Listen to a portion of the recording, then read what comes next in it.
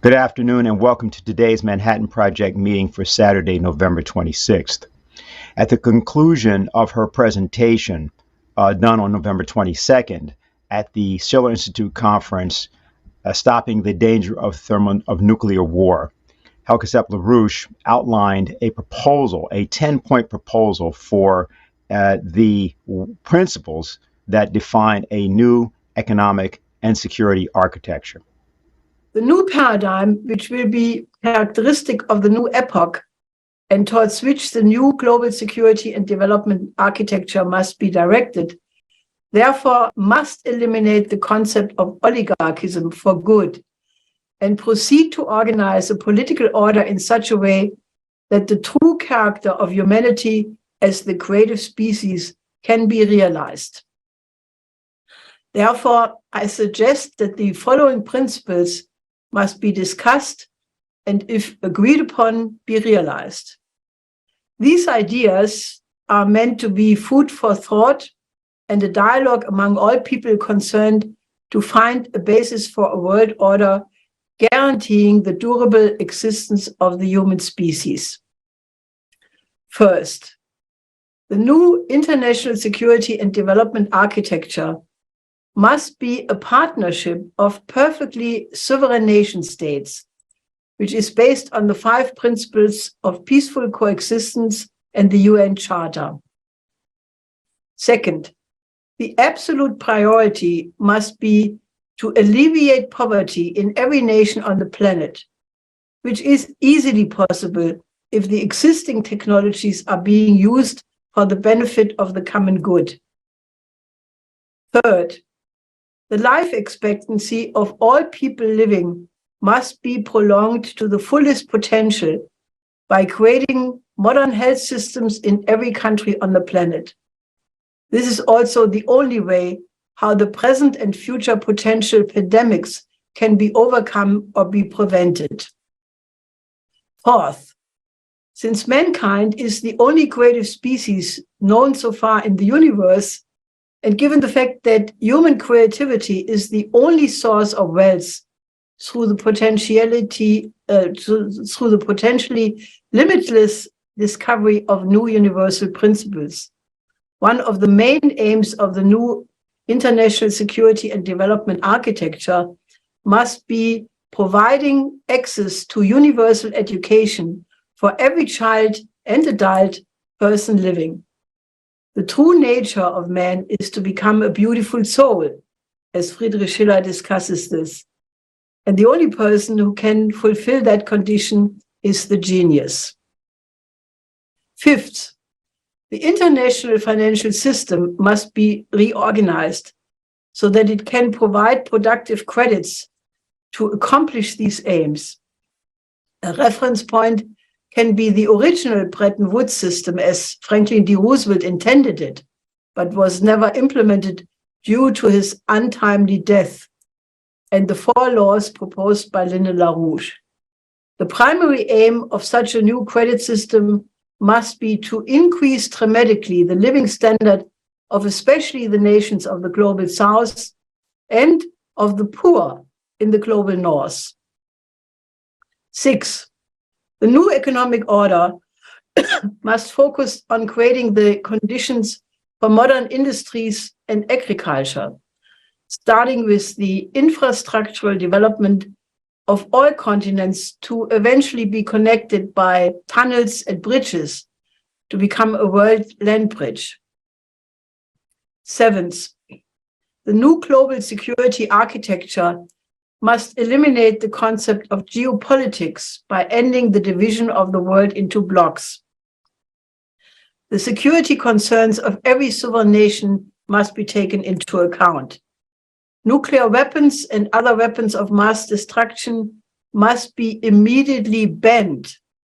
Through international cooperation, the means must be developed to make nuclear weapons technologically obsolete, as it was originally intended by the proposal which became known as the SDI, suggested by LaRouche and made as an offer to the Soviet Union by President Reagan. 8th, in former times, one civilization at one corner of the world could go under, and the rest of the world would only find out years later due to the length of distances and the time needed for travel. Now, for the first time, because of nuclear weapons, pandemics, the internet, and other global effects, mankind is sitting in one boat. Therefore, a solution to the existential threat to humanity cannot be found with the help of secondary or partial arrangements, but the solution must be found on the level of that higher one, which is more powerful than the many. It requires the thinking on the level of the coincidentia oppositorum, the coincidence of opposites, of Nicolaus of Cusa. Ninth, in order to overcome the conflicts arising out of quarreling opinions, which is how empires have maintained control over the underlings, the economic, social, and political order has to be brought in cohesion with the lawfulness of the physical universe. In European philosophy, this was discussed as being in character with natural law. In Indian philosophy as cosmology, and in other cultures, appropriate notions can be found. Modern sciences like space science, biophysics, or thermonuclear fusion science will increase the knowledge of mankind about this lawfulness continuously. A similar cohesion can be found in the great work of classical art in different cultures. Hence, the basic assumption for the new paradigm is that man is fundamentally good and capable to infinitely perfect the creativity of his mind and the beauty of his soul. And being the most advanced geological force in the universe, which proves that the lawfulness of the mind and that of the physical universe are in correspondence and cohesion, and that all evil is the result of a lack of development and therefore can be overcome. A new world economic order is emerging, involving the vast majority of the countries of the global south. The European nations and the United States must not fight this effort, but by joining hands with the developing countries, cooperate to shape the next epoch of development of the human species to become a renaissance of the highest and most noble expressions of creativity. Let us therefore create an international movement of world citizens who work together to shape the next phase in the evolution of mankind, the new epoch. World citizens of all countries unite. So these are the suggestions by Helga Zepp-LaRouche of the principles that have to define that new paradigm. But now the question is, how do you change the axioms that are leading us to war? There has, in fact, over the past days been an acceleration, not deceleration, in what only the foolish are still calling the Russia-Ukraine conflict. Matter of fact, now at this point, Russia and the Russian Ministry of Foreign Affairs is discussing the idea that this is no longer a Ukraine-Russia conflict. You can't define it that way in any sense, but it is clearly a conflict, as they are referring to it, as the NATO-Russian conflict. I'm going to refer here to some of the words of Maria Zakharova, the Director of Information and Press and the Press Department of the Russian Ministry of Foreign Affairs. And she said that the Ukraine conflict is a confrontation between Russia and NATO in Ukraine. The Ukrainian army has long been completely dependent on Western arms supplies, on their intelligence, instructors, and mercenaries. It is simply a tool. More and more facts are surfacing that indicate that there is a confrontation between Russia and NATO in Ukraine. More and more military experts from alliance countries are fighting in a dozen private military companies and the Ukrainian armed forces. Now, this is the actual context of where we find ourselves as we meet here today. There was, of course, the Russian rocket strike, the missile strike that occurred the evening of Wednesday into Thursday morning, with a significant degradation of the electrical grid of the nation of Ukraine. There have been other arrangements, other discussions. There's been some restoration of power that has occurred partially because of a sort of agreement to return the nuclear power plants, the 4 nuclear power plants, including the Zaporozhye complex, to basic functionality. But it's clear that we are in a trajectory, aided and abetted as usual from people from England and other places, to provoke something that could lead us easily into exactly what was said would never occur. Remember, you've been told there was going to be, and we were going to avoid a war, a confrontation between America and Russia, or NATO and Russia. But in fact, that's precisely how it is now defined. Now, there's another component that we want to make sure we are very, very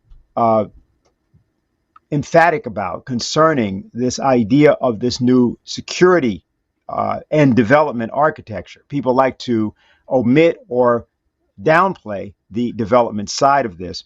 It was a discussion that Harley Schlanger had with Helga Sepp-LaRouche just actually yesterday as part of her webcast, and there was a question that Harley relayed from an interested party, and we're going to have that question played. But the reason we're playing this is also to illustrate something about the method that we are attempting to address here. And that is that there are clearly problems that have to be confronted.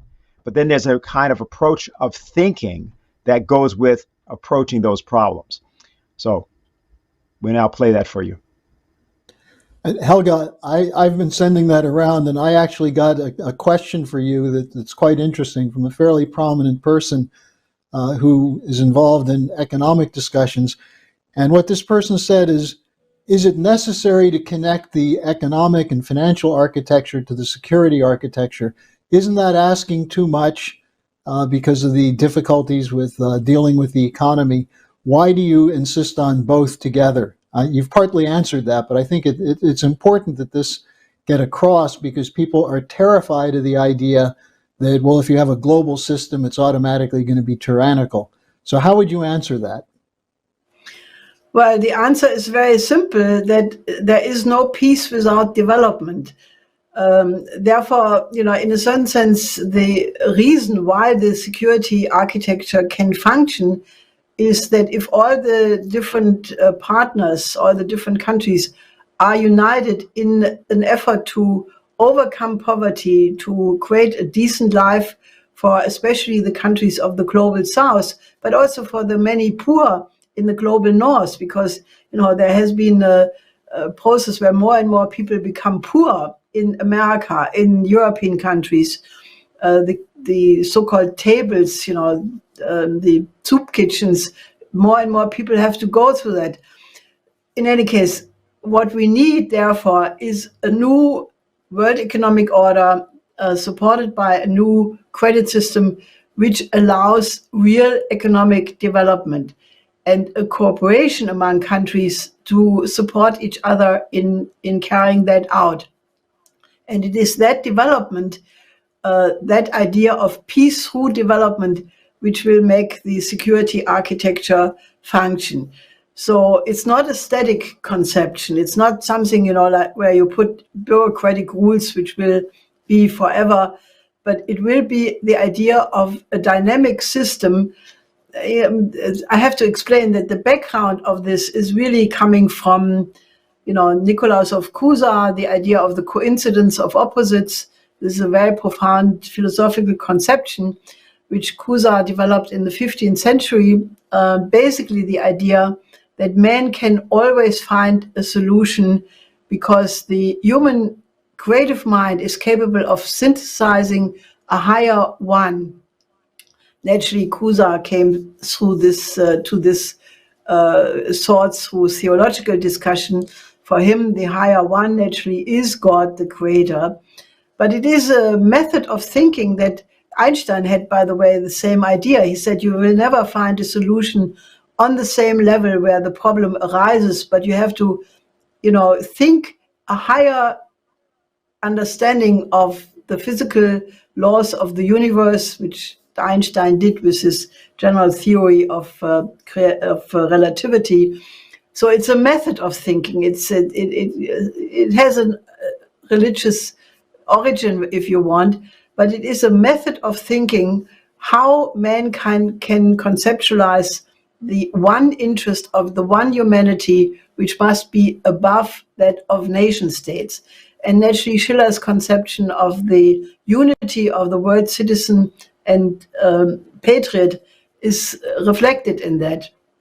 So the idea is basically by creating a developing economic system of higher levels of economic benefits for humanity as a whole, for example, one expression of that will be that we get together as quickly as possible to a fusion-based economy, which will eliminate scarcity.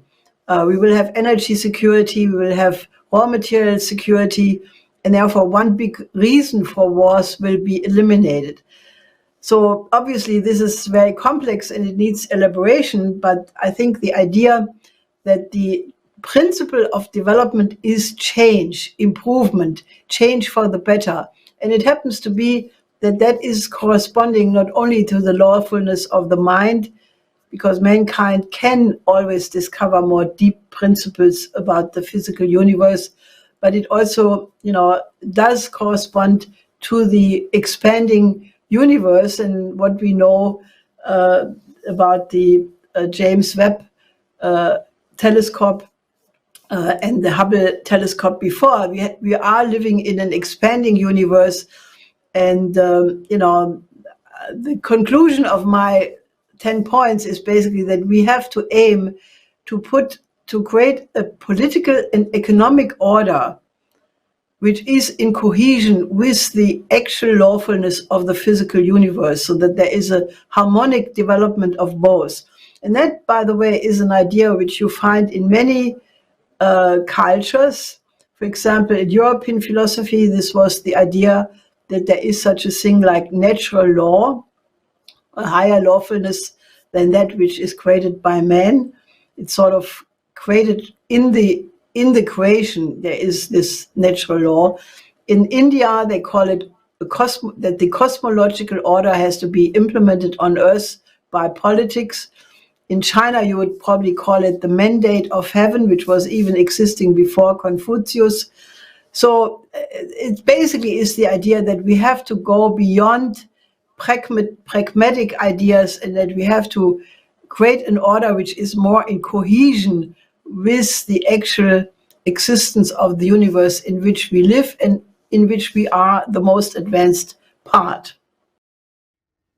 So this is a completely different approach, not just to diplomacy. It's a different approach to politics. It's a different approach to economics. It's a classical approach that comes out of the American system of physical economy.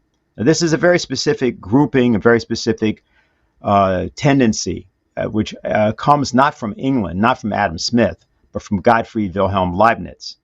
It comes from Ben Franklin, who was a student of Leibniz via James Logan of Pennsylvania, who was one of the major defenders of Leibniz's ideas against the ideas, for example, of Locke and also Newton. Franklin's work in science was follow through on various things that Leibniz had worked on, including Leibniz's early work on the steam engine that preceded the work of persons like Robert Fulton by almost 100 years. And it was the foundation through the American Revolution of this concept of physical economy, which Hamilton discussed with Franklin and implemented in the form of his 4 reports to the Treasury. Working together with Washington to actually make these and implement these through something called the Society for Useful Manufactures in Paterson, New Jersey. It was this that founded an entire school of economy that was opposed to Adam Smith. It was opposed to the British and involved persons like Matthew Carey, Henry Charles Carey, his son, Friedrich List, who was fundamentally arguably the founder of the German practice of physical economy, in fact, the customs union that formed Germany into a nation. These are figures that are not actually forgotten, simply suppressed in America, but this is the tendency that represents, if you will, the economic architecture of the strategic architecture that Helga Sepetl-LaRouche is referring to, and which was raised to a different level by her husband, the late Lyndon LaRouche, physical economist and statesman. Now, with that said, we are now in a circumstance where these ideas have to come rapidly into circulation and have to supplant what seems to be a very stubborn, axiomatic, headlong drive to self-destruction. And to discuss how we are approaching this and what else was particularly important with respect to what happened this past week, both at our conference and otherwise, we have Harley Schlanger, who's a spokesman for the LaRouche organization. Harley, good to see you. You have the floor. Hello, Dennis. Good to see you, and hello to everyone. I'm going to start by reasserting this principle of reality, because you have a problem for many people in the so-called Western world today. In the United States, this is a holiday weekend, turkeys, football, a lot of drinking, banality, retreat from reality. So then we head into the whole Christmas season, where the normal level of distraction is increased many times. And so there's a lull in the thinking about what's actually going on in the world, and a hope that, well, maybe the war is going to end soon, maybe things will be all right. The election didn't really turn out the way people thought, but maybe that's a good thing. You have a retreat from what Helga was just talking about, which is the necessity for engagement of citizens in the processes of government and the decisions that are being made. Now, I can assure you that the war hawks are not in a lull. And we've just seen in the last couple of days indication of this, that the level of delusion around the ability to impose the rules-based order, that is the financial and military domination of the Western alliance, the belief that this is going to continue, that it's futile to resist. We see that, for example, with the British Defense Minister Ben Wallace, in a presentation he made yesterday, where he repeated the line that's circulating from people like Lloyd Austin and others, that Russia's losing the war, Russia is demoralized, Russia is cracking. It's just a matter of keeping the unity in the West and keeping the flow of arms and money going. This is a delusion. Russia is not cracking. The so-called lull that seems to be there was broken with this barrage of missiles hitting Ukrainian infrastructure, which should have been obvious. But what was going on while Wallace was making this statement? British Prime Minister Sunak followed his predecessor, Boris Johnson, and also Liz Truss, making the pilgrimage to Kiev and kneeling before the new Marvel comic superhero, President Zelensky, pledging an alliance to his efforts, which in reality are destroying Ukraine and the Ukrainian people. And at the same time, you have the British intelligentsia, so-called, the establishment, in the form of the Royal United Services Institute, talking about the Crimea missile crisis, that it's not going to be long before Russia will be driven out of Crimea. Now, that's the level of delusion which will continue until the population mobilizes to give a slap in the face of reality that people will not tolerate their governments engaging in these kinds of not just delusional policies, but destructive policies. Again, I'll repeat what Maria Zakharova said, the spokeswoman for the Russian Foreign Ministry, because it's relevant and pertinent that people know that this is the view of Russia. She said the war underway now is, quote, a confrontation between Russia and NATO in Ukraine, unquote. And she said that the Ukrainian army is completely dependent on Western aid, intelligence, and so on. She said Ukraine, quote, is simply a tool, unquote, that's being used. Well, this is a tool that the Western alliance intends to continue to use to the last Ukrainian. Biden and the British government pledged more weapons, more money, more commitment to this war, despite the reality on the ground. Now, this is why in Helga's webcast, she kept coming back to this question of reality, that it's necessary to address the reality on the ground. And she said the idea that more weapons to Ukraine will lead to peace is a complete fraud.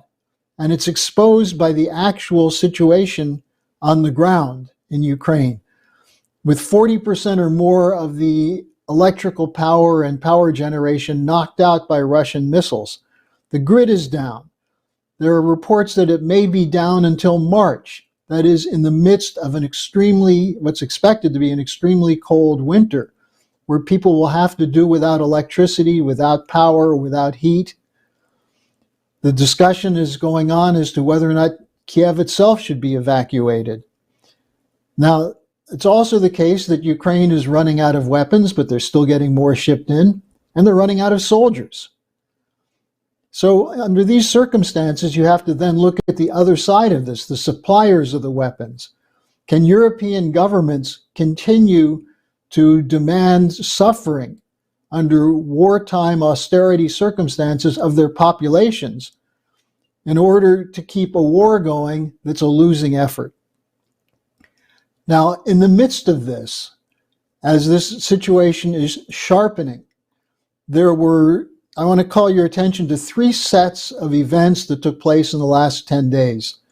Very significant events. And again, the significance of these events are not being presented to you by a media which censors reality, which tells you what they want you to hear, if it talks about it at all, and then layers on top of that a whole series of lies about what Putin's intention is, what's happening in Russia, and so on. But what's clear when you look at these 3 sets of events that occurred, that there are rapid changes occurring. They're occurring right in front of us, if we had the eyes to see them, both towards a worsening of the situation, an increased danger that there could be by accident or some other cause a global thermonuclear war, but at the same time toward this new paradigm. So let me just run through these quickly. First of all, you had the Ukrainian missile or missiles that struck a grain silo in Poland and killed 2 Polish citizens, which led to something that was not seen in many years, the world holding its breath, waiting to see whether this could trigger a nuclear confrontation. And the media did its part to try and provoke that confrontation. Putin kills Polish citizens. NATO member Poland attacked by Russian missiles, and so on and so forth. The Associated Press reporting that an anonymous intelligence source confirmed it was a Russian missile. That Associated Press reporter was subsequently fired, but the Associated Press was not shut down. The source of the lie was the whole media cartel, which is committed fully to keeping the United States and NATO into this war. Now, as this occurred, there was talk about invoking Article 4 or Article 5 of NATO. In other words, an attack on one nation is an attack on all, which would imply NATO openly going to war with Russia. So it was clear we were on the edge of war. The fact that that bigger war didn't happen was partly due to the decision by President Biden and others, or someone telling Biden to announce that it was clear it was not a Russian missile. And yet, the West sat by as Zelensky continued to insist that it was not a Ukrainian missile, and his foreign minister was telling everyone that to say it was a Ukrainian missile is Russian propaganda. So the source, and then let's go a step further. They were saying it's still Putin's fault. And so the fact that we came within an eyelash of a possible nuclear war didn't seem to register on the war hawks, because they don't want it to register. They're committed to this war for reasons we'll get to in just a moment when you look at the second set of events. Well, let's do that right now. What was the second set of events? You had a series of summits, 3 of which were in Indonesia, the APEC summit, the G20 summit, and the ASEAN summit. Actually, I think ASEAN was not in Indonesia, but these three summits, and then the COP27 conference. What these events showed is the growing divide between the collapsing nations of the so-called advanced sector, the G7 nations, the divide between them and the former non-aligned nations, the global south, the former colonial nations, which are moving in a different direction. The G7 participants in the G20 conference tried to push through a resolution condemning Russia. They couldn't do it.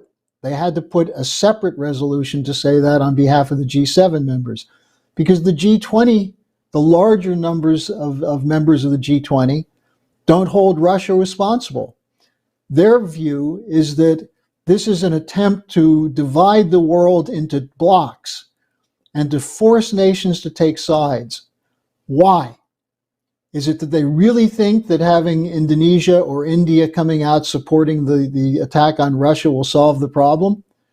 No, they're trying to divide them, to silence them, because what's going on is what was seen at the APEC and the ASEAN meeting, a move toward a new financial architecture, spurred by the success of China's Belt and Road Initiative as an example.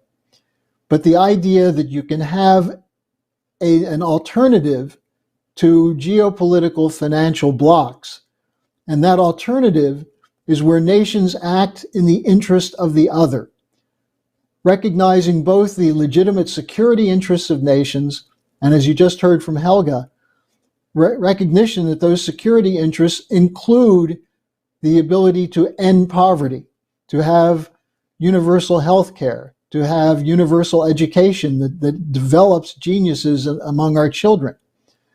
And that this is not a question of nations. And to say this is not to accept the idea of the George Herbert Walker Bush New World Order, where there's no longer sovereignty.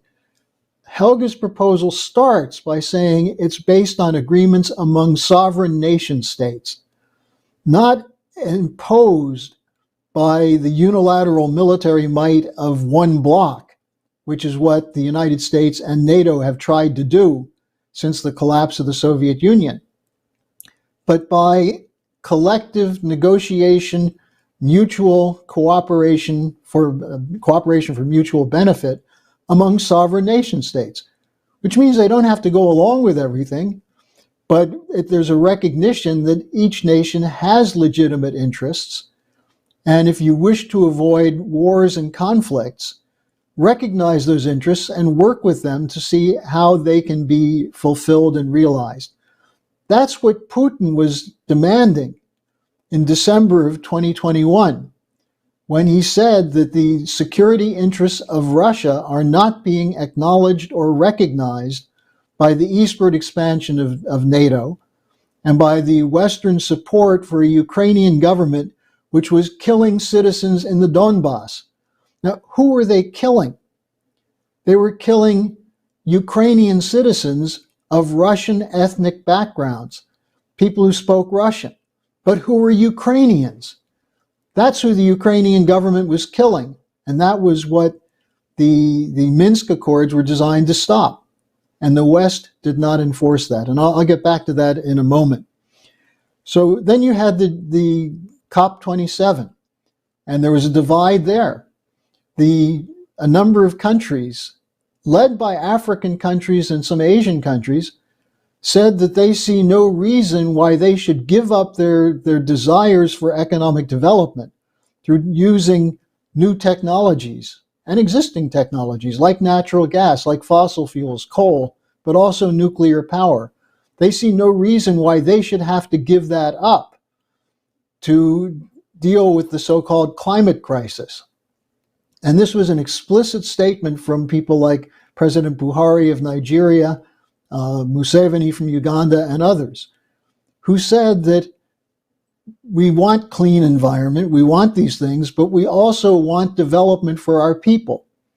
And so the attempt to force upon all nations an agreement for a carbon zero policy, which would mean no development in poorer countries, was rejected. And as a result, the conference was described as a failure. Well, this shows you this divide I talked about, the split between the former developing sector countries and the so-called advanced sector. A split that's profound and cannot be resolved short of moving to a higher platform. Now, that was the third set of events, the Schiller Institute conference on November 22nd. And it's available for anyone who wants to see. Besides Helga's presentations, which you just heard, there were a number of elected officials, former elected officials, and fairly significant individuals from a number of countries, including this time France and Germany, that is European countries, and Italy as well, speaking about how we can realize this idea of a new global security and financial architecture. Profound discussions. And not everyone agrees with everything that was said, but what is agreed upon is that people of good sense and of love of humanity can come together and work out these situations, these problems rather. Now, let me just bring up a couple of specific points that I think are important to identify here before we go into discussion. One is the situation in Germany. And this is one which is coming to a head very quickly, because the fight in Germany is over whether Germany will remain an industrial nation or not. After World War II, there was an effort by some to adopt something called the Morgenthau Plan, which basically said that Germans are genetically inclined toward wanting to be the global superpower, and therefore they must not be allowed to develop industry. Now, that was completely absurd and it was rejected. But today what we're seeing is an attack on German industry, an attack on the engineering and the infrastructure in Germany, and an attempt to use the so-called climate crisis to deindustrialize the nation. This included the attack on the Nord Stream pipeline, which was providing cheap natural gas, or would have provided cheap natural gas to Germany, except the United States and NATO decreed that Germany must not be allowed to get cheap natural gas from Russia. Why? Because one of the principles of the old British geopolitical doctrine is there must never be an integration of Germany and Russia, especially oriented toward Eurasia. And so rather than allowing that, the target becomes Russia using Ukraine as the battering ram. Now, there are a couple of developments in the last days that I just want to bring to your attention that give you a sense of the fight going on inside Germany. There were speakers at the November 22nd conference representing significant groupings in Germany, an artisanal or craftsman union, farmers, and others, who are speaking out now against the NATO policy and against the European Union green policy. Now, in the midst of this, Chancellor Scholz gave a speech, I believe it was yesterday, referring to the Stalin provocation of the Great Famine in Ukraine 90 years ago, and saying that what we should have learned from this is, quote, hunger must never again be used as a weapon, unquote. That's what Scholz said. And then he blamed Russia for worsening the global food shortage. Well, without going into all the details, the global food shortage is largely provoked by the cartels, the grain cartels, the food cartels, and by sanctions that are Western sanctions. And in fact, Russia was a participant in an agreement signed by Russia, Ukraine, and the United Nations, brokered by Turkey, to continue to provide grain to countries where there was starvation.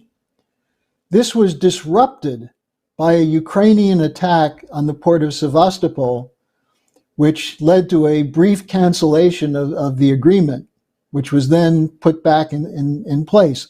But this was not Russia attacking its own ships. It was Ukraine that did the attack. And it was Ukraine that had to be strong-armed into signing this agreement.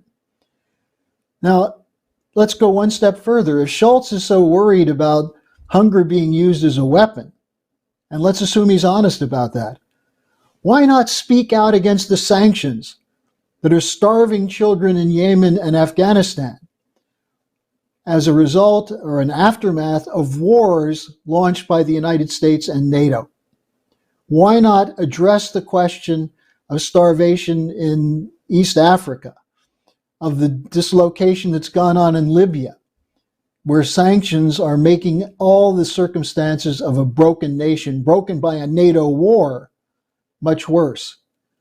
This is where you see the hypocrisy from the advanced sector. And this is why the global South is saying, how can we trust you?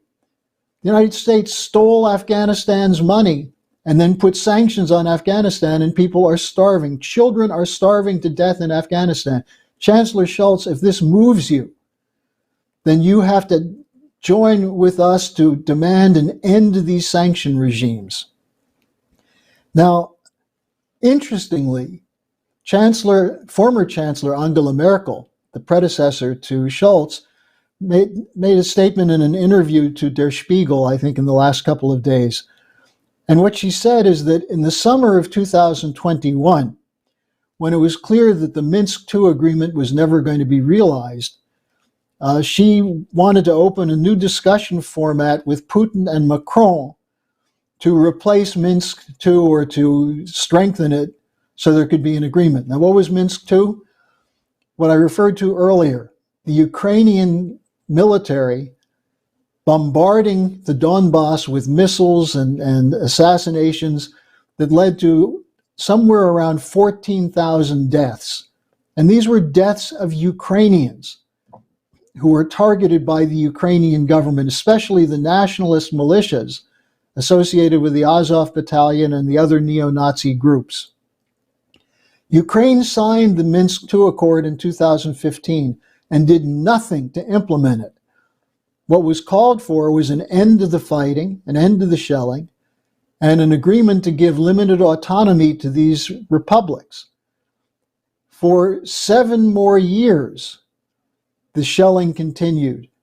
The repression continued of the Donbass, despite repeated efforts by the Russians to demand that the Minsk II Accords be fulfilled.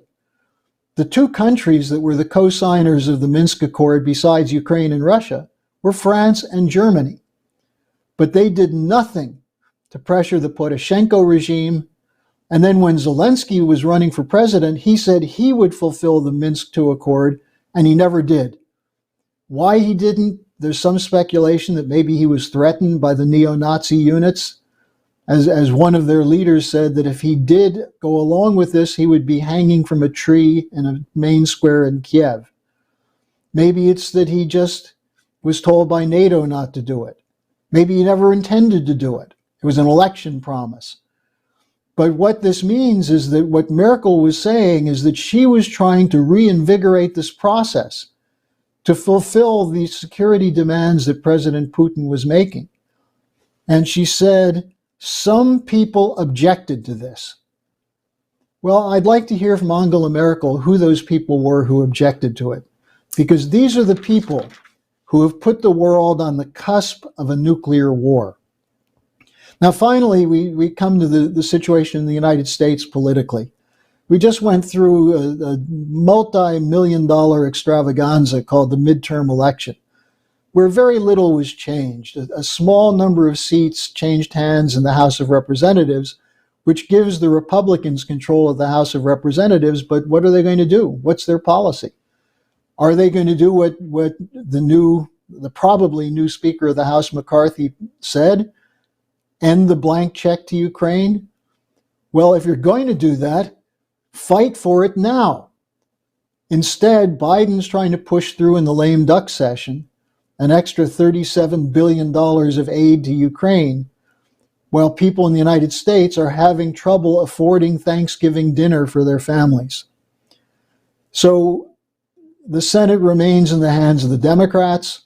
Biden is in the White House. And what are the policies? What's the policy toward this war? Bipartisan agreement, continue the war to degrade Russia. What's the policy on inflation?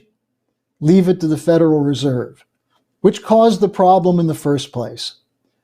This is why we need to have a mobilization of the American people over and above the political parties, over and above the elected institutions, where the people go out, as they're starting to do in Europe, and say, we're not going to take this anymore. We're not going to support your wars. We're not going to support your lies. We're not going to support your oppression.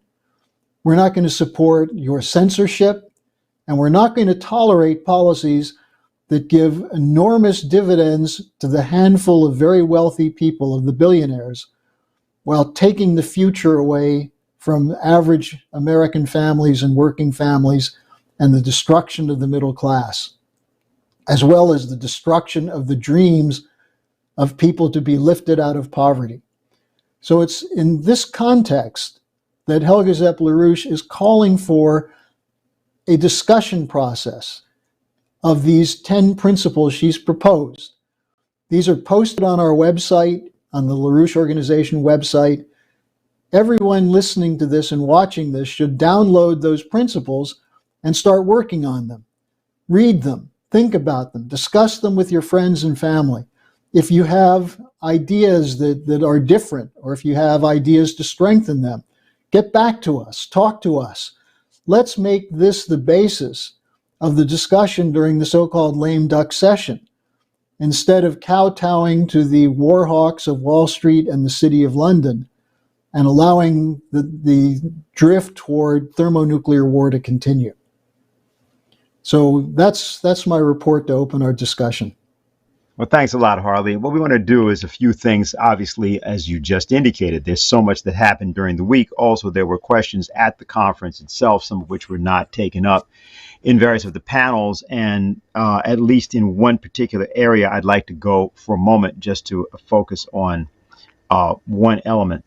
There were many different kinds of questions, and we don't want to try to in fact, one just came in again, and they're sort of all around the phenomenon called FTX, or the phenomenon of various other things going on, of course, in the news.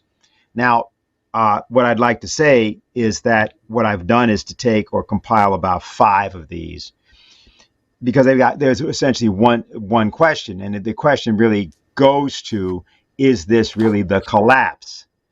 And does something like the FTX phenomenon express that?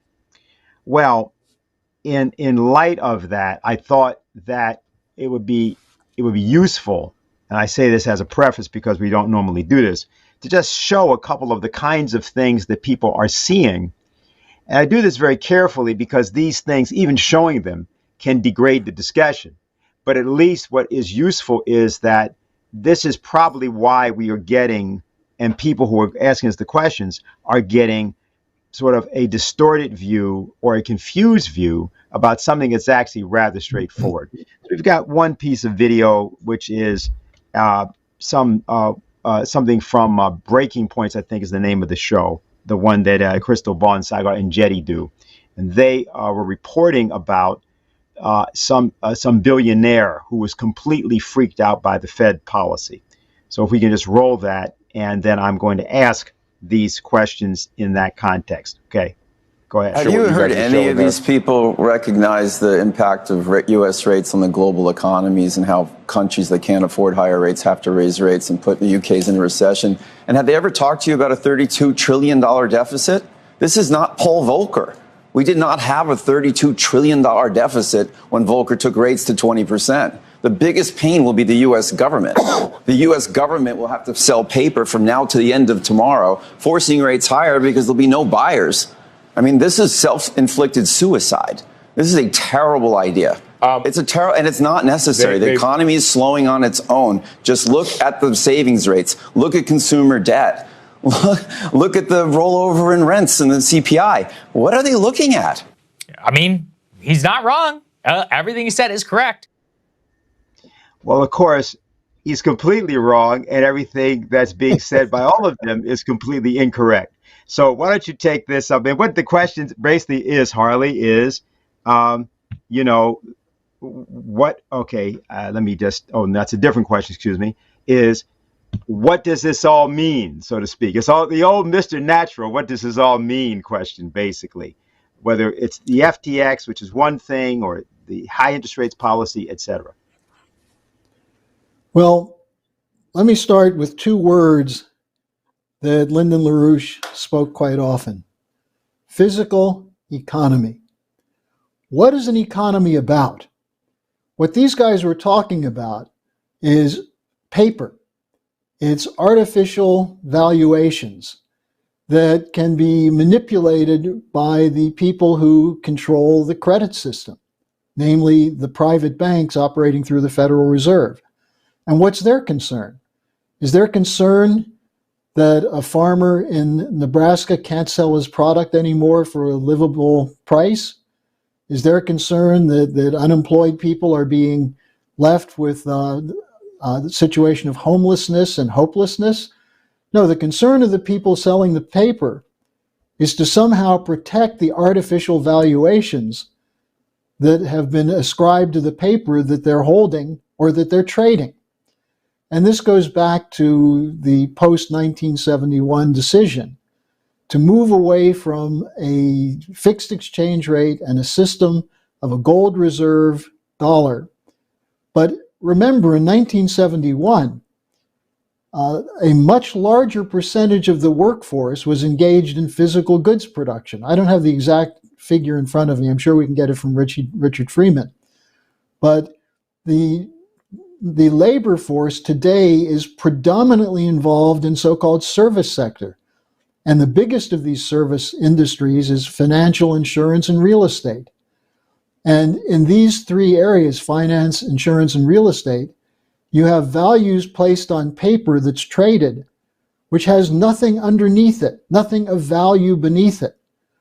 And so when you have a situation where people are using a deposit in a commercial bank, or using the expected income from an insurance policy, or the expected increase in the value of a piece of land or property to borrow more money to pay old debt, what they do is they keep increasing the total indebtedness and back it up with paper that's printed with no value behind it.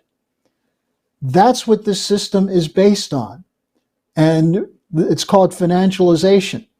And we've seen since 1971 a whole series of tranches of new financialization. One of the ones that I first looked into was the Michael Milken junk bond operation, where all of a sudden you had these investment houses which were selling junk bonds, and they were called junk bonds because the corporations that issued them had very little to guarantee that they could pay the value that's on the bond, but for speculation, someone else could buy it and then use them for mergers and acquisitions, for leveraged buyouts.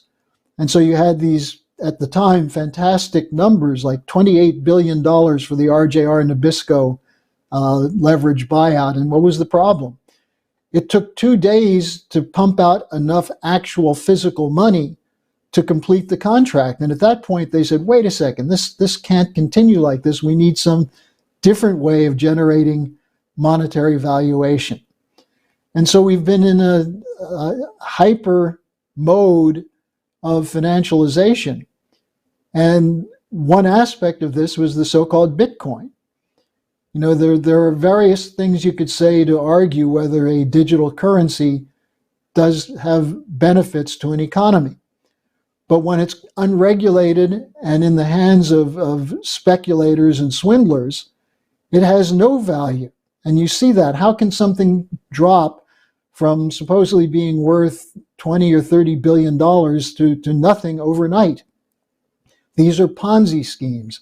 And so what these guys were discussing is the language of the speculators who are beginning to see their system collapse. And now all of a sudden they're saying, well, what should we do about it? How do we make sure this system is saved? Scrap the damn system. Stop financialization. This is what LaRouche said right after August 15th, 1971. Go back to real physical economy.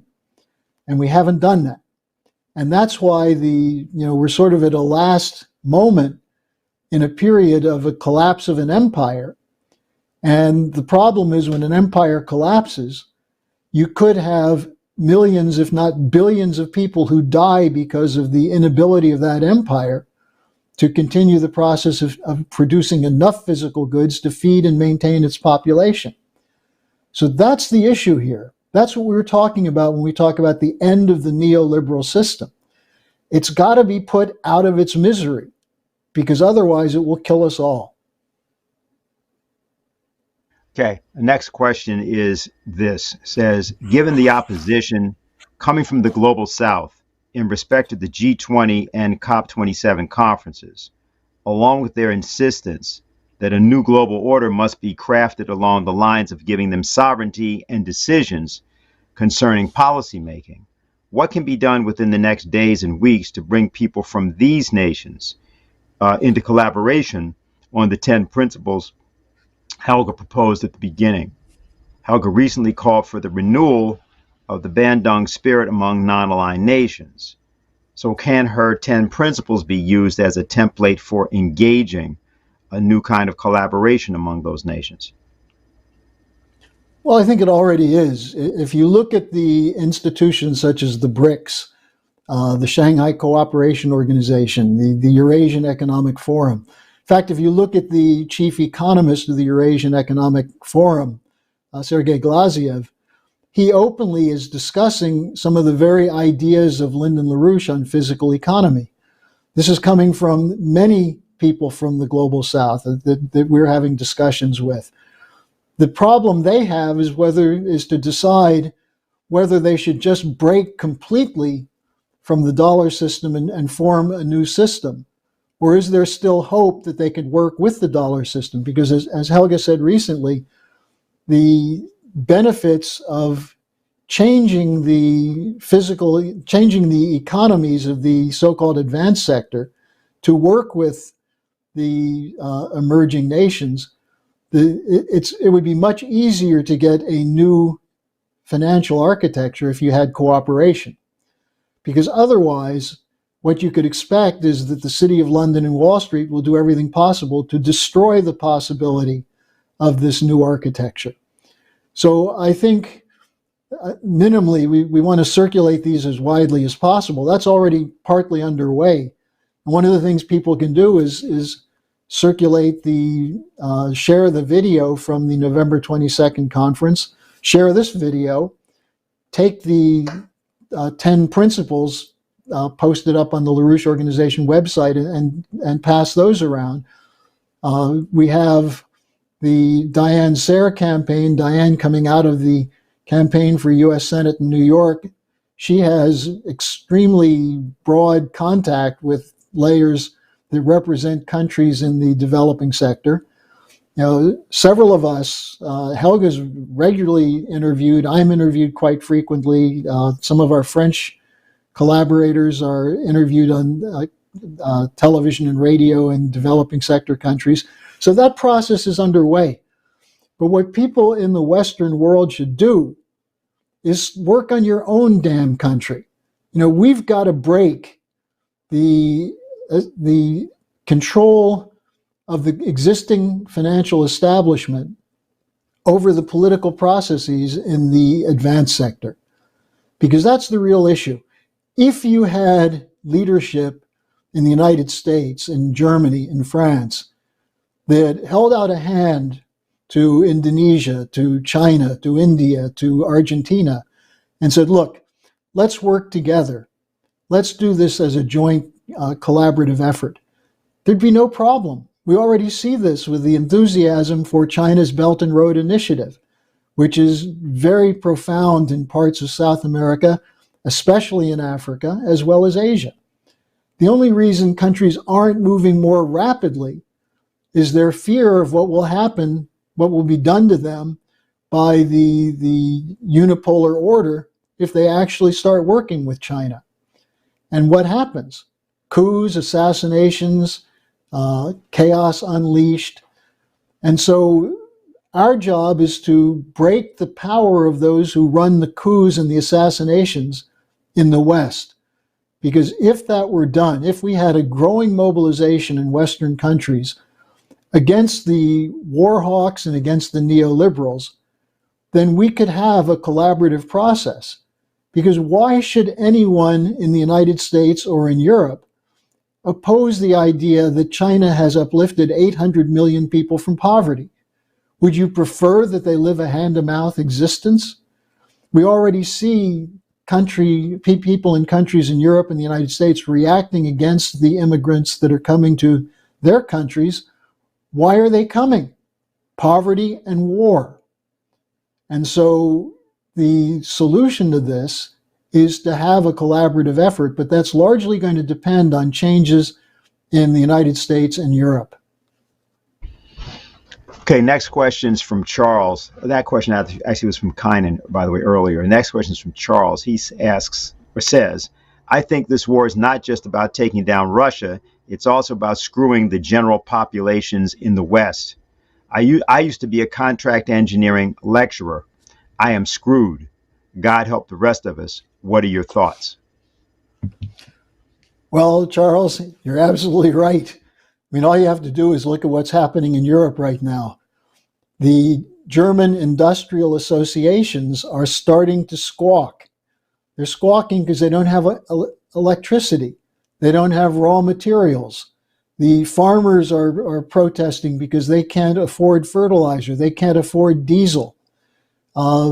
The idea that somehow you're going to have, the European Union tried to impose a cap on energy, and it was voted down by almost half of the nations of the European Union because it was a fraudulent concept.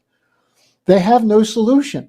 Their solution is a wartime economy where you're told you have to tighten your belt or starve for the freedom-loving people of Ukraine, who would probably just as soon see this war end than have their country destroyed because of the consistent stubbornness of NATO to allow for negotiations to occur. And if you look at what's happening, for example, in Germany or Italy or France, or take the United Kingdom, the center of the financial empire, the situation there is extraordinarily difficult for almost half the population that can't afford, even with the government subsidies, still can't afford to heat their homes or feed their children. So the attack is on, and I'll go back to what Helga said in her principles, it's an attack on the image of man. The principle that is applied by these oligarchs is you can only survive based on our goodness, our willingness to provide something for you. And right now you need to sacrifice so that we can keep our system going. That's the oligarchic principle, also known as the satanic principle. That's why they're for depopulation. They don't see each child as a potential genius or as someone who can add to the well-being of everyone. They see each child as an extra eater, a useless eater, as the Nazis referred to them. So, I think Charles is right. The problem has been that industry has tried to go along, and not just industry, but the population in general, tried to go along with what they knew was illogical. Just as an example, here in Germany, the last 10 days we've seen the sun for maybe 5 minutes. Now, I know people say that on a cloudy day you can still get some solar energy for solar systems, but how does this system work? How is it supposed to work? If it were such a good system to move to the replacement on solar and wind, why are they scrambling like crazy to find a few drops of oil and a few cubic meters of liquefied natural gas to keep some lights on in Western Europe? So this is the ultimate goal, and this is what we always talk about in the LaRouche movement. What is the intent of the policy? The intent of the Green New Deal is not to improve the environment. It's to eliminate a significant section of the human race. And let me just add one little point to that. The Berlin airport was shut down for an hour yesterday because people from something called, I think, the Last Generation, which is connected to the Extinction Rebellion, glued themselves to the runways of the airport so planes couldn't go in or out. Now, supposedly that's to send the message that we shouldn't fly, that people shouldn't be able to move from place to place. Now, what's their message? These are people who have experienced a form of brain damage because they truly believe that man and man's creative discoveries is the cause of problems. That's why they're defacing art. That beauty in painting that reflects this nobility of the spirit of human beings, which you can see in works of great art, they're throwing pea soup and flour on them because they don't see the beauty in human beings. That's why I say it's a form of brain damage. And so it shouldn't be surprising to discover that you are the target just as much as President Putin is the target of these policies. At least they could have thrown the pea soup on the Campbell soup cans of Andy Warhol, you know. In any case, there's another, we're on this theme. We're going to bring something up as a poster. This is actually from the Council of Foreign Relations, which had a reaction to President Buhari of Nigeria. They called it the great climate justice blackmail. I wanted to get your reaction to this, Harley. It said, world leaders should rebuff Nigerian President Muhammadu Buhari's attempt at moral intimidation. The climate change crisis, a truly global emergency if ever there was one, need not degenerate into diplomatic finger-pointing and crass moralizing. Yet it would seem that Nigerian President Muhammadu Buhari is intent on turning it into one. His recent article in the Washington Post is ecological populism in the service of moral extortion and is unbecoming of a president whose 7 years at the apex of political power in Africa's most important country have redefined the art of political abdication. That President Buhari has chosen the right occasion, the 27th conference of the parties to the United Nations Framework Convention on Climate Change, or COP27, ongoing in Sharm el-Sheikh, Egypt, to convey his message is not in dispute.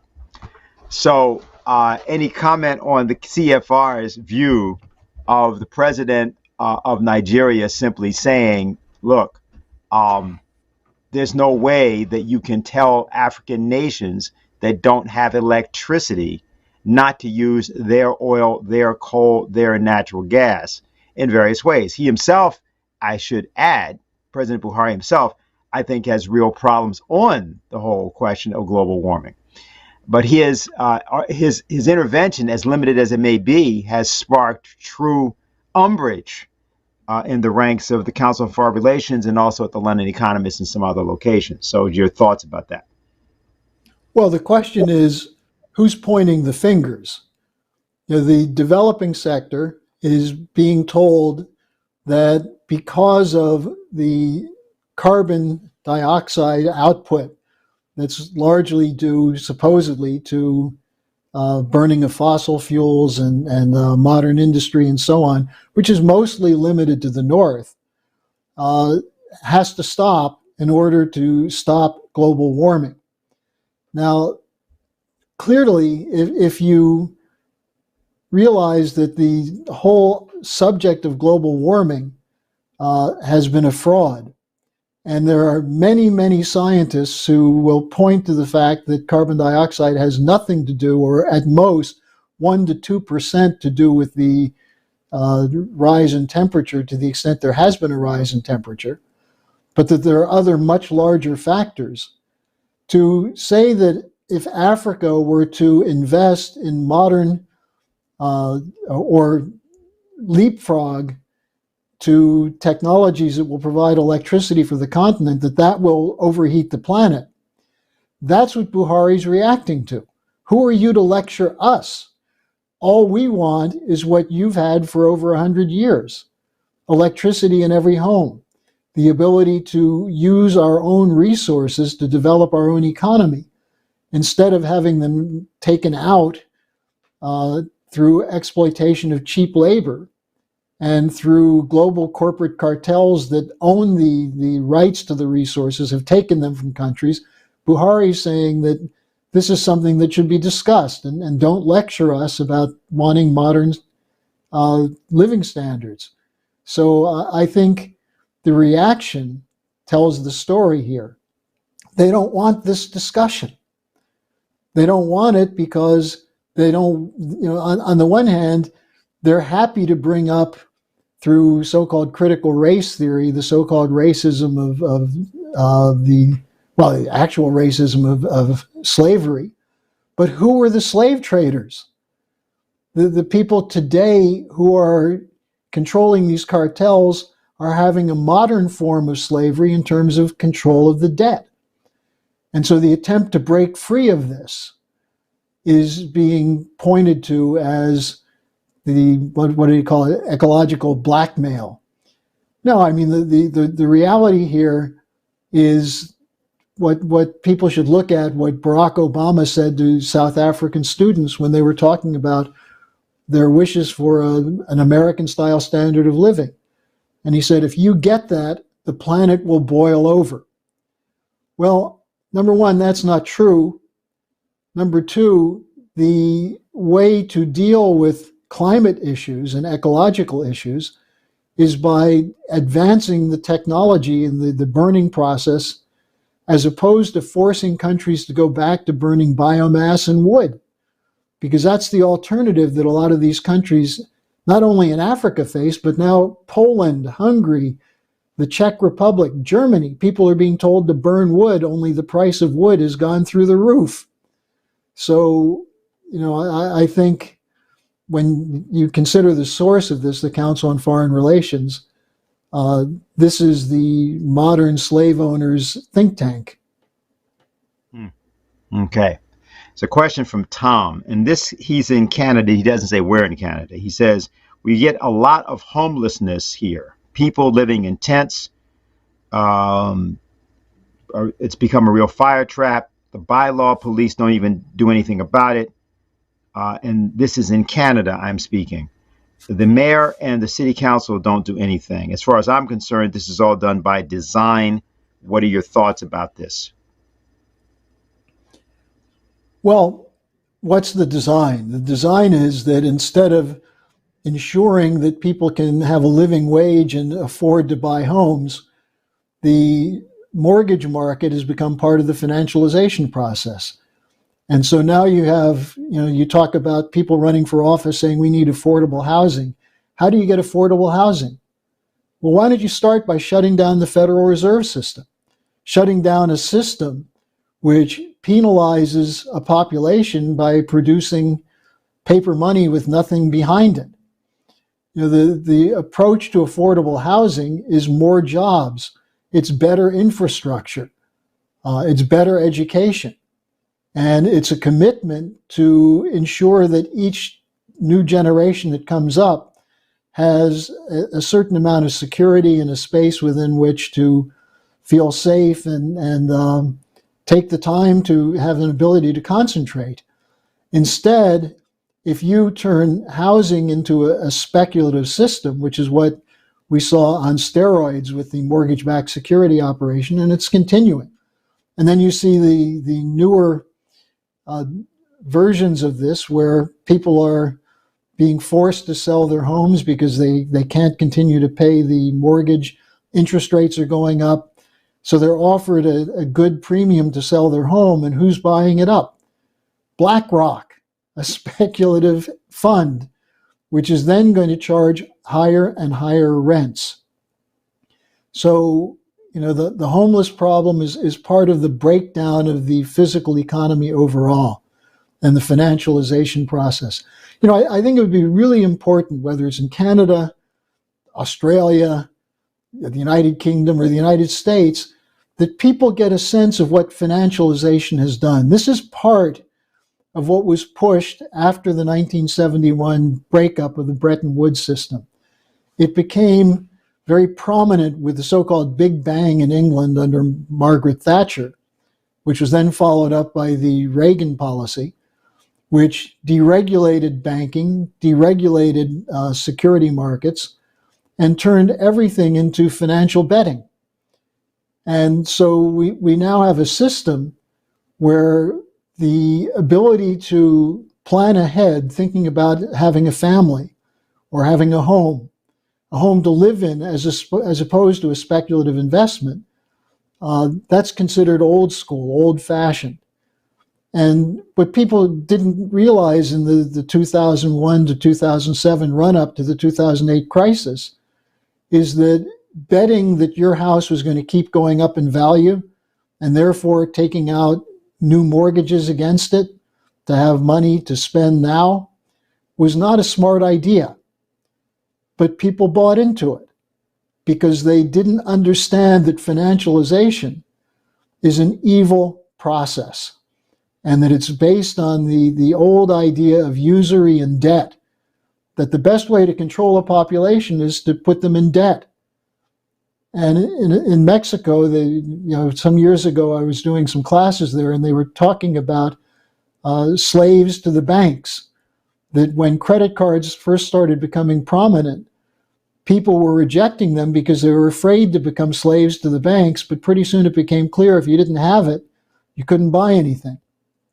So we've got to deal with this problem of financialization, which affects housing, it affects college education costs, it affects food prices, it affects infrastructure, transportation, electricity. The whole system is now a financialized system, and that's not a good development. What we're going to do now is, there are a few other questions. Let me just check one thing here, Harley, because there are, okay, with this one, I'm going to do the following. I'm going to ask this question from Munasha, and then, Harley, we will allow you to answer this one, and then we have another piece of video from the conference, which we want to get your response to. All right, so the question is, as a continent of 54 nations, can Africa shape the global politics by integration with the non-aligned movement? As a youth, what should be my voice in this global peace movement? Well, that's a good question, because what we're seeing is a number of African nations that are now looking to elements of the non-aligned movement. Of course, in the original non-aligned movement, Egypt was a very big part of that. We see South Africa as part of the BRICS.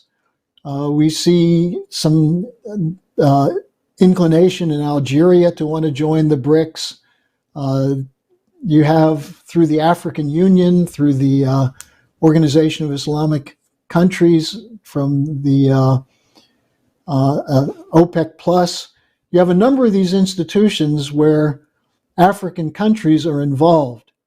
So it's already happened, and it's happening.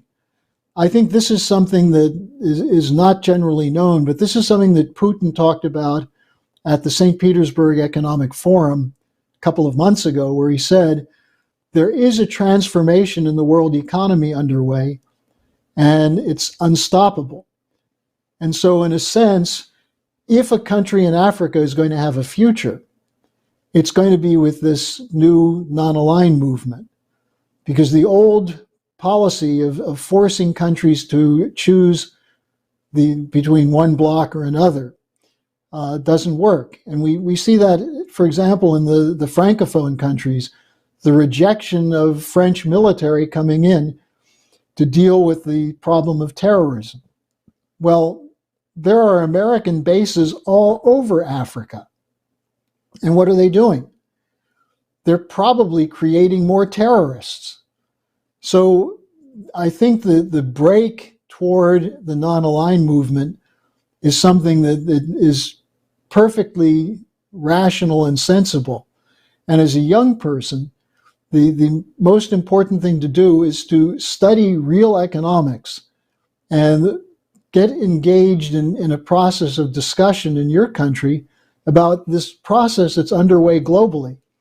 Now, one of the ways to be part of that is to sign up for the Schiller Institute, become a part of our organization where you'll be put in contact with people around the world. But the other thing is start studying the economic writings of Lyndon LaRouche. And a good place to start is So You Wish to Learn Economics, where he goes through this question of the physical dynamic process, which actually is what economics is all about. So, I would encourage you to be a supporter of this process, but by being a supporter, organize people to recognize that this is the development going on in the world. And this is what the war in Ukraine is about. To stop Russia, this is also what the whole Taiwan issue is about. To stop China from orienting toward the break with the unipolar order and the neoliberal economic policies, to adopt policies of what we call American system physical economy. Doesn't mean you support America. It means you support the principle by which America became an economic power, which has also been replicated in Germany in the end of the 19th century, France, Japan, and which is to a large extent what China is doing today, with a banking system which is committed to credit for physical economic production. That's what the new physical economy is all about, something that was explicit in the works of Leibniz that Lyndon LaRouche saw, which he then saw reflected in the work of the founding fathers, particularly Hamilton and Hamiltonian economics. And that's what's being attacked by the City of London, which is what the American Revolution was organized to fight against. The City of London control of the resources and investment policies of the American colonies. And that's the same fight today that the former colonial nations are undertaking. And so it would be very wise to study the American system as discussed by Lyndon LaRouche, to see the way out of this collapsing neoliberal economic monstrosity. As we begin to transition to the end of the program, we want to now take a section, a short dialogue section from our conference of November 22nd. And the reason for taking it is it will introduce a problem that people have talked about quite a bit. I think everybody's been through it for the last 3 years, involving the issue of the pandemics, bacteriological warfare, various other matters. And this was a short dialogue between Dr. Rodolfo Andarza of Mexico, who spoke at the conference. He's a former representative of the Mexico City Legislative Assembly. He's a medical doctor, and Helga Zepp-LaRouche. And we are going to play this, ask for Harley's response, and then do something a little special for our occasion. The topic that Dr. Andarza addressed the conference on was bacteriological warfare and the need for a global health system. So let's play that now. The first question is, who is monitoring the work of the hundreds of biological research facilities around the world? That's the first part. And that was by one individual. The second individual simply said, well, since this war of pathogens is lethal, how should humanity respond when the idea, or he used the term narratives, are raised, but he means, this process begins. And then the third was a more general question about transparency. If you don't have transparency, how could you possibly ever get a real collaboration for world health and a response to coronavirus or any other disease?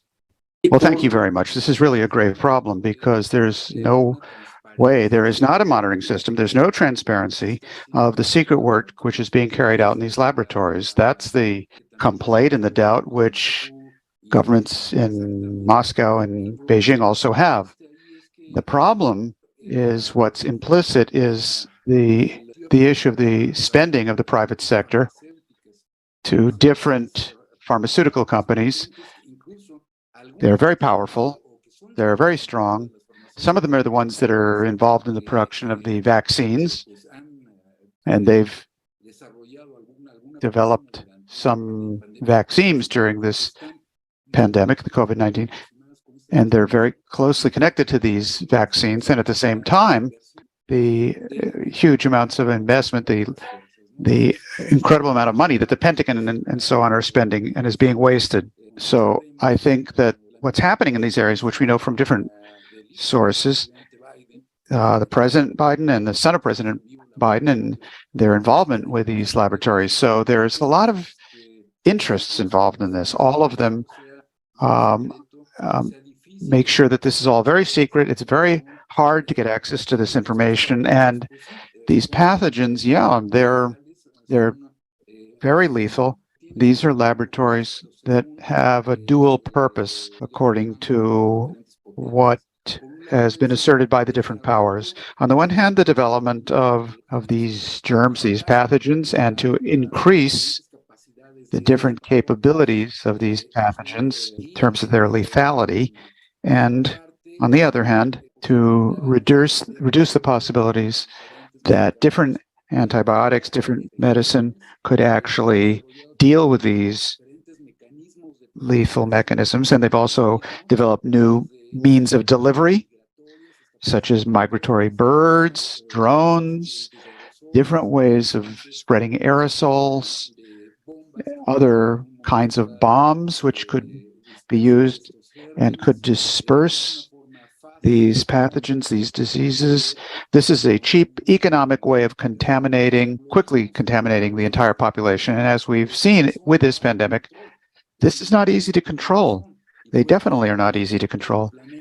And it can propagate throughout the entire planet. So using these kinds of weapons involves a real suicide, a real shooting yourself in the foot, the backfiring of what you're trying to do for anyone who's trying to develop this. Because these kinds of weapons, no one will be safe from them, because they will propagate throughout the entire planet to every country. So either we have to have a clear view on this, and that's why we make an invitation to civil society, to doctors, to nurses, and others, for them to be aware of this kind of problem and help us to waken people up in that regard. Thank you very much. Thank you. Helga? Because this obviously involves, intelligence and surveillance methods and all kinds of things. I really don't. I think the only answer I can give is that, maybe at the point where the human species is about to destroy itself and comes up with so many ways of doing it, it makes clear, and I can only remember discussions I had, especially with Kraft Erika, who was this extremely visionary German-American rocket scientist. And he, at the end phase of his life, always said, and he developed the rocket of the Apollo program, and he was very visionary concerning the colonization of the moon and the Mars, and his writings are still among, if not the best around, still today. So he was a total scientist, but he said, it's not science which is the problem, it is man. And that's why he appreciated the work of the Schiller Institute and the approach of the aesthetical education of men, because unless we get people to be better people through aesthetic education, there is no guarantee against that. And I think that, Schiller was concerned with these matters. And if you read, for example, Maria Stuart, he had also a very beautiful role for the Catholic Church in that aesthetical education. So these two things are not a contradiction, but they should really work together. Religion and aesthetic education both have a role in trying to improve human beings who are right now, at least in many countries in the West, in a real crisis, a moral crisis, a decadence crisis. And for people to think that, anyway, I just wanted to make the point that we have to absolutely agree that the moral character of human beings has to urgently be improved. That's not a short-term question I'm aware of, but that's the only answer I can give right now. And there will be more from Helga in a moment, but after we hear your response to that, Harley. Well, I don't really have much to add to that. I think this question of the uplifting of a population is something which is probably the most difficult problem we face, because it's not a question of simply teaching people more or having more education. It really is this question of creating a culture where people see themselves as truly human beings who bear with them a responsibility to the whole of the human race. And if that's the case, then people won't tolerate being lied to on behalf of special interests. And the problem we have is that we have in the United States, for example, we just had an election campaign where I would say about 3/4 of what was said in the commercials on television promoting candidates were lies or false statements or were diversions.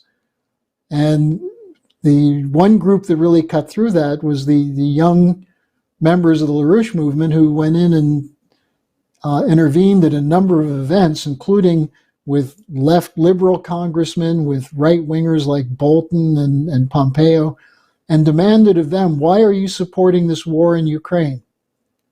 So I think when you're dealing with something like biological warfare, when you're dealing with nuclear warfare, the first thing is to demand that the actual issues be put on the table and discussed. Because if they're not, then if this is done under the cloak of darkness, then mankind doesn't have a chance. And that's, you look at the difference between the Cuban Missile Crisis and today. Supposedly we have so much more in the way of communications and ability to communicate, and yet I would say there's less and less honesty that's communicated.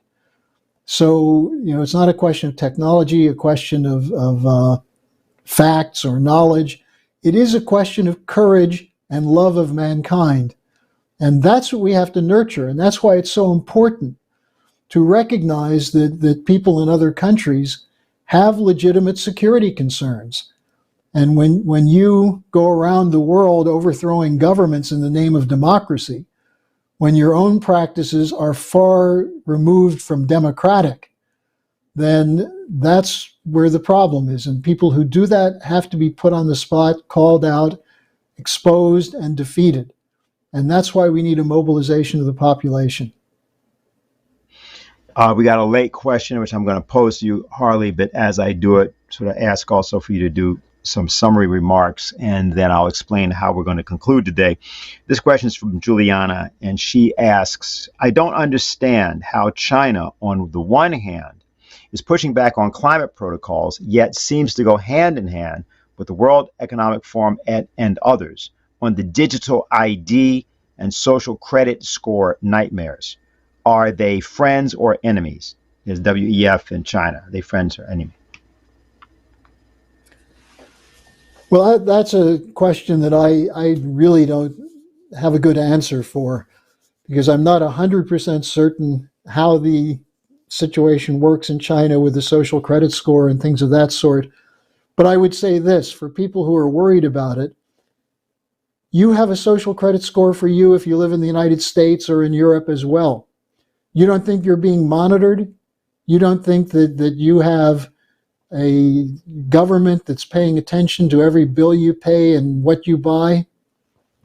I think this is one of the problems that we face as a modern civilization, where intelligence agencies have means of surveillance and monitoring that far outstrip what would seem to be acceptable in a so-called democratic society.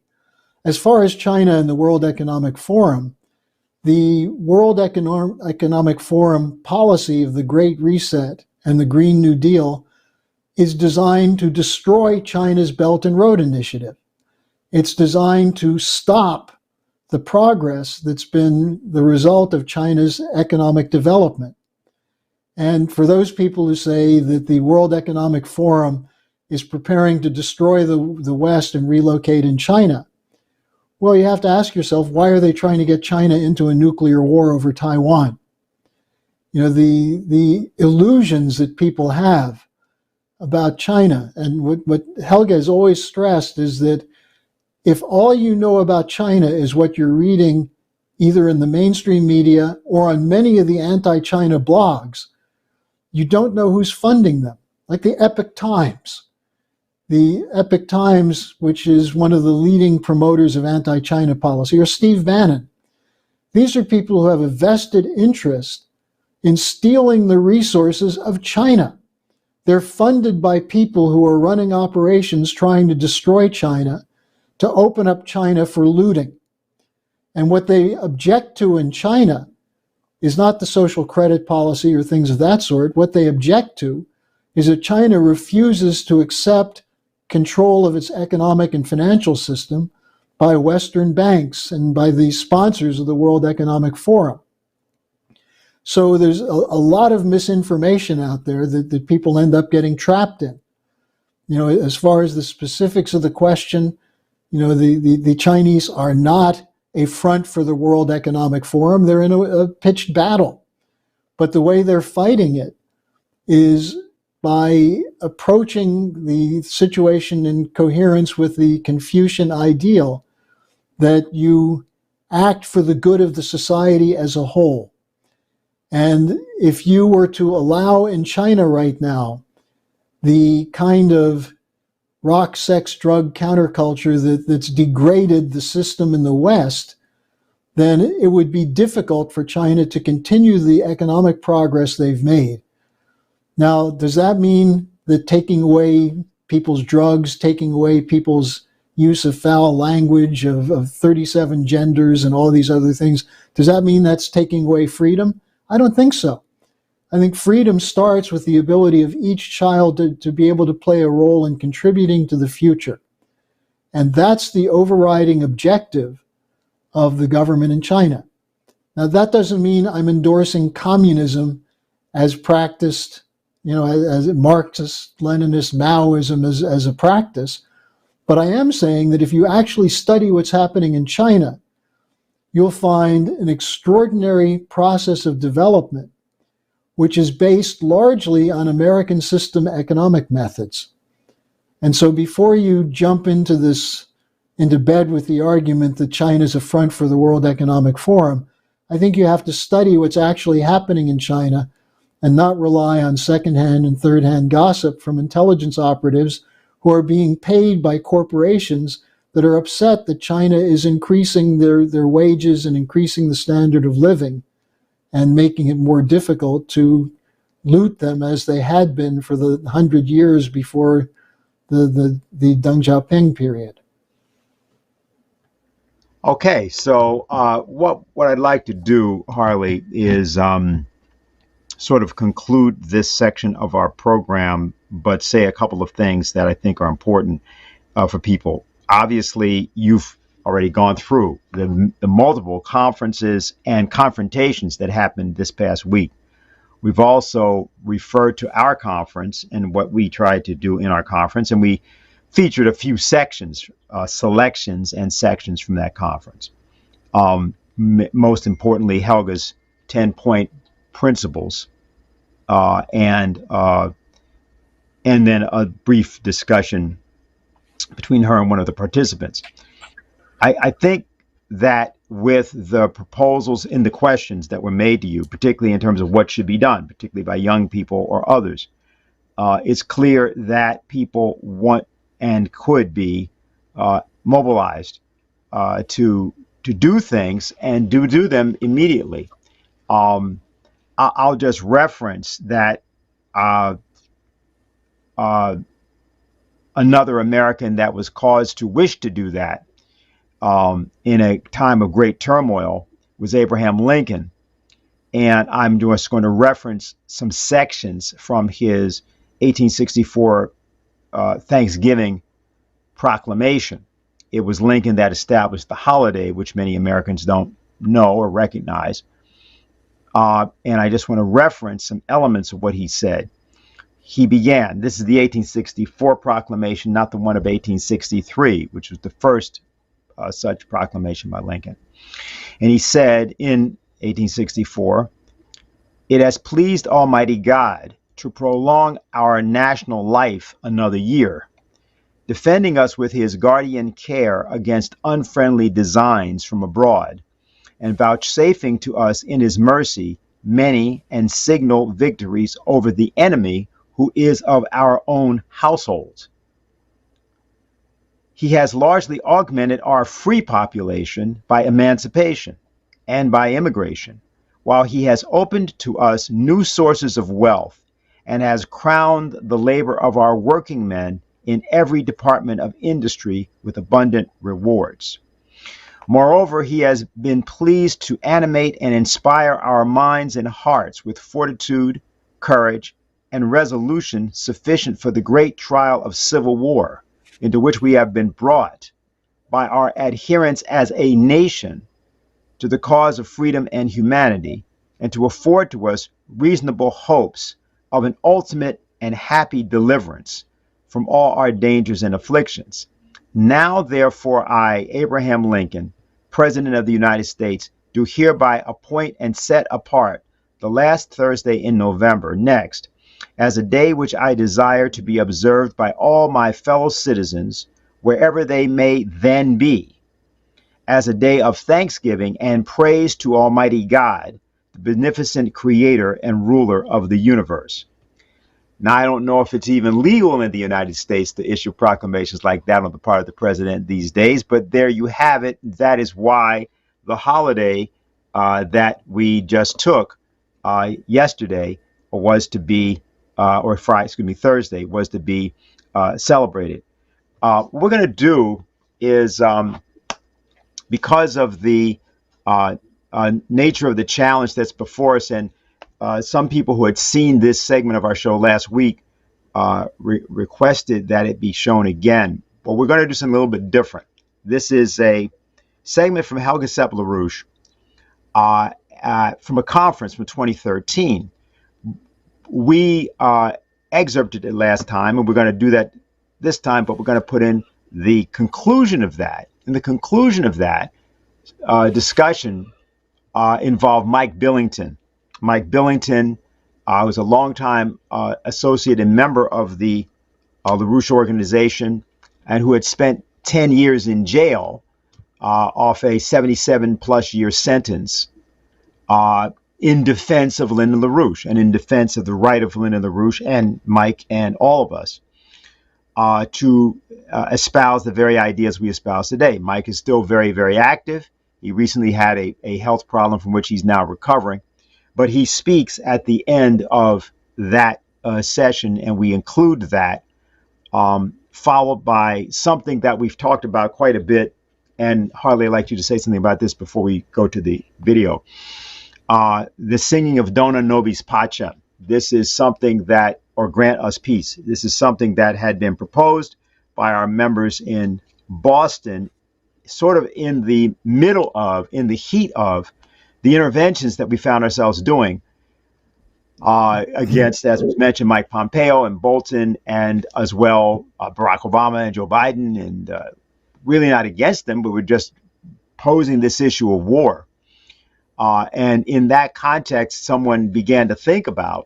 various people began to think about what had happened in the case of 1989 Germany and the actions that happened with the candlelight demonstrations, and the role of music and the role of nonviolent action on the part of just regular citizens who would normally have been completely intimidated, but took that occasion in 1989 to act. And we are advising something like that. But I just wanted to have you say anything, Harley, that you might, just about why that kind of an initiative is the proper thing to look to do at this time. Well, you mentioned 1989. One of what sort of became an anthem of the rebellion against the East German Stasi dictatorship was the Ode to Joy from Beethoven's Ninth Symphony. And I just had an occasion recently to attend a performance of that from Leipzig Philharmonia and the Leipzig Chorus. And of course, Leipzig is where the 1989 rebellion against the Stasi regime started. So it was quite beautiful and uplifting. But I have to say, it requires an orchestra and a large chorus. The beauty of Dona Nobis Pacem is the message is pretty much the same. All men should be brothers, give us peace. And it's done as a canon almost, where you have different voices coming in. So you have the beauty of the singing voice with a simple but profound message.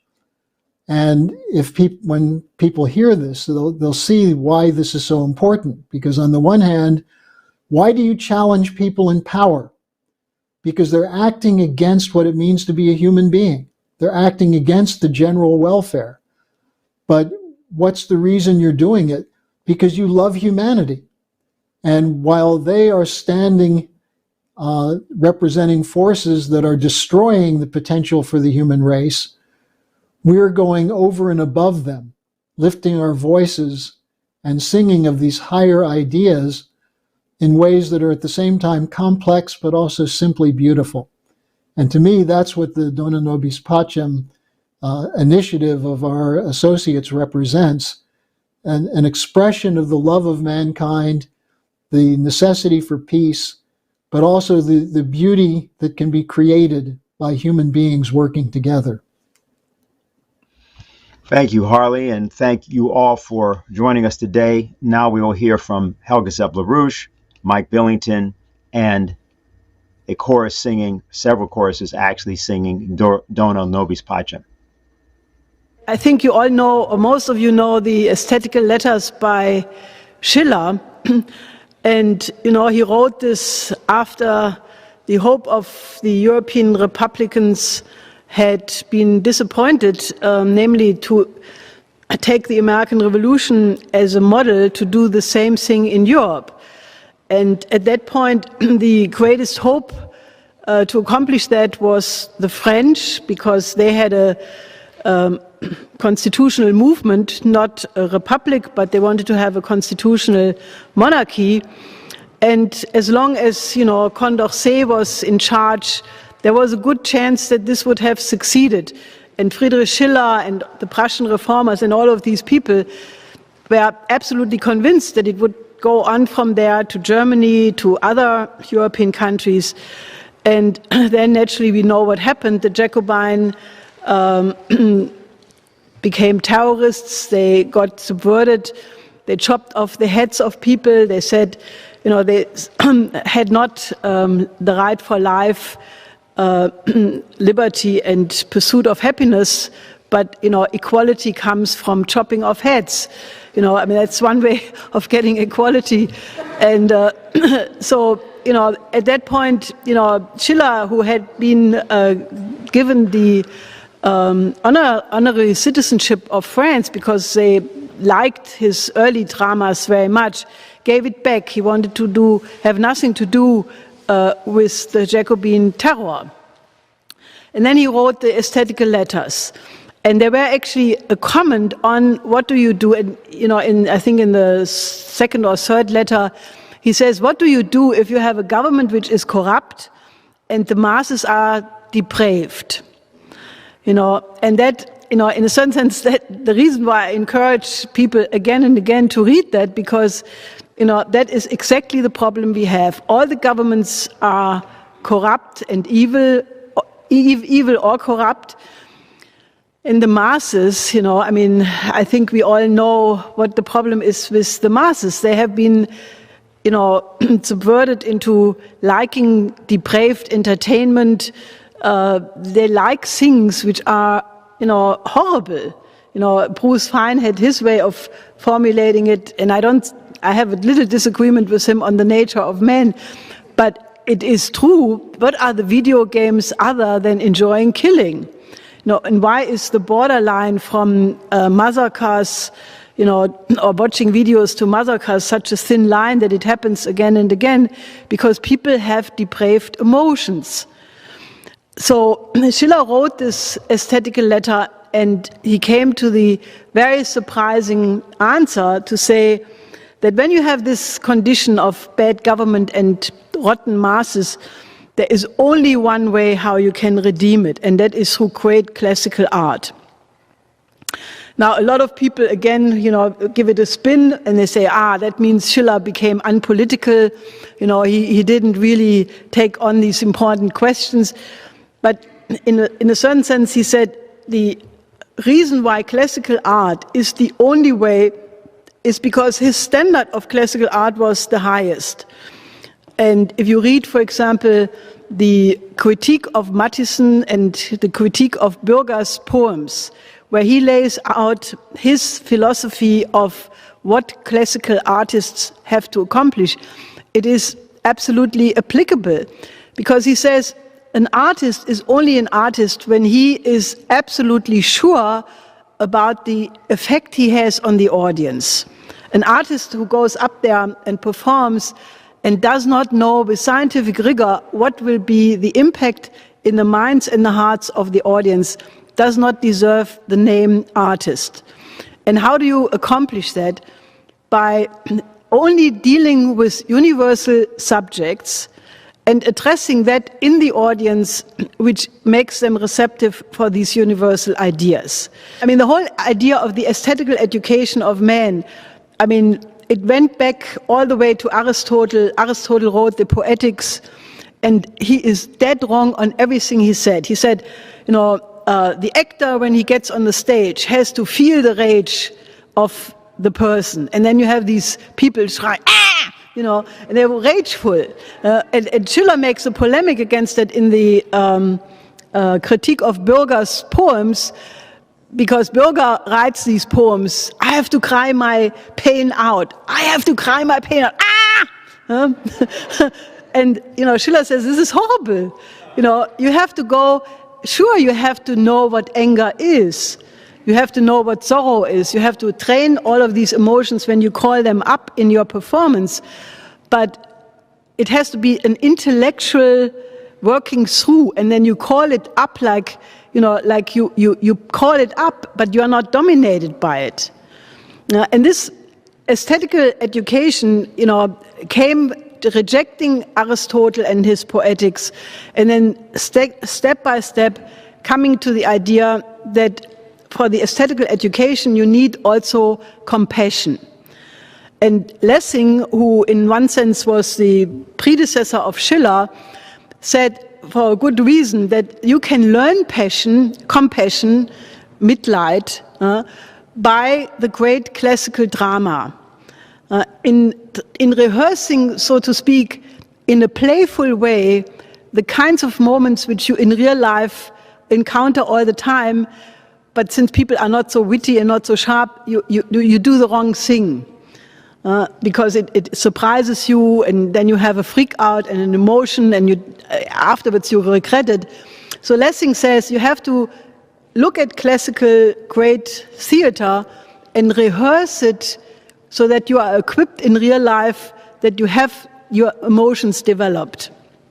And I fundamentally believe that the training of the emotions is a conscious matter, because otherwise you are not, you never get rid of these nasty things which we all have inherited by the society, like machoism, stupid competitiveness, and all of these things. You have to look, if you don't get rid of them and become self-conscious, how can you be creative?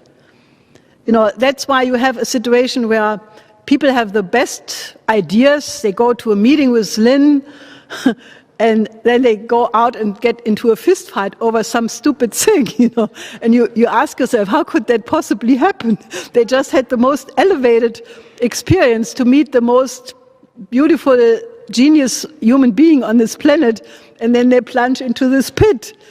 And it has to do with the fact that the education of emotion is not progressed beyond a certain point. And Lessing, for example, said that the person who is the most compassionate, der mitleidigste Mensch, the most compassionate human being is the best human being. You know, and that is, again, look at it what the oligarchy does. The oligarchy says, let's have people completely detached. I don't go there, is a common word. Bertrand Russell wrote a book, Why I'm Not a Christian, in which he says that compassion makes people weak, and therefore don't be compassionate. Only weaklings and Christians are compassionate. And, you know, obviously, how do you get people to accept genocide in Africa? I don't go there. What do I care if a million people are dying in Africa? What has this to do with me? You know, and the reality is that the human identity should become that you weep when you see this. I really mean it, that you have to be able to cry about what you see in the world, because if you don't really get upset about what is happening with the youth culture, then you have not the strength to fight it. I mean, you have to love these poor little schmucks, you know, and try to get them out of it. That's the emotion every good teacher has, because, you know, they want to get their pupils in a better condition. I want to just say a few things about the impact of classical music on adults. First, many of you remember that Norbert Breinin, whom John mentioned, and the pianist, his associate from Germany, Gunther Ludwig, did several concerts here in the United States for the Schiller Institute and for LaRouche. Actually, they did a concert the night before we all went to prison in honor of Lynn and those of us who were on our way to prison at Georgetown, which was very moving. But after I was locked up, they did a concert in Boston, which I heard a great deal about, and which was a concert for people mostly from the black population, people who had certainly never been to a classical music concert in most cases. And from everything I heard about that concert, it was like Lynn was describing with the children at this concert. Absolute silence, stunned by the beauty of this music. And I want to tell the story, which I've told many, many times, of when we were in prison, and I'm sorry, excuse me. When we were in prison, we formed. This happens to me all the time. When we were in prison, we formed a chorus of Paul Gallagher and myself, of about 18 or 19 various kinds of criminals, some of them very serious criminals, some of them perverted in many ways, guilty of many very, very serious crimes. And none of them, with one exception, had ever performed or even heard classical music. And when we did this chorus, and we taught them Va Pensiero, we taught them Ave Verum Corpus, and the highlight was when we taught them the Prisoner's Chorus from Fidelio's opera. And we did a couple of performances that were very moving, and you can actually hear the Prisoner's Chorus on our website if you haven't before. I encourage you to. But I want to add, because I think one of the most moving things that ever happened to me was not the concert per se, but that afterwards every one of these people, with no exception, 19 of them, came up to me individually to say that this was the most moving experience of their life, that it's changed their life, that they'll never be the same. And I mean, this is real emotion, you know. This is what literally the dregs of society are capable of being moved in this way. So we have to take that with a sense of no holds barred, you know, go out. This is something that can be done in this society, as degenerate as this society is, as we all know. It's there to be done. What Lynn has done is just phenomenal. What Helga and the Schiller Institute have always aimed to do has to be done with a sense that this can be accomplished. It can be accomplished now. because it certainly can.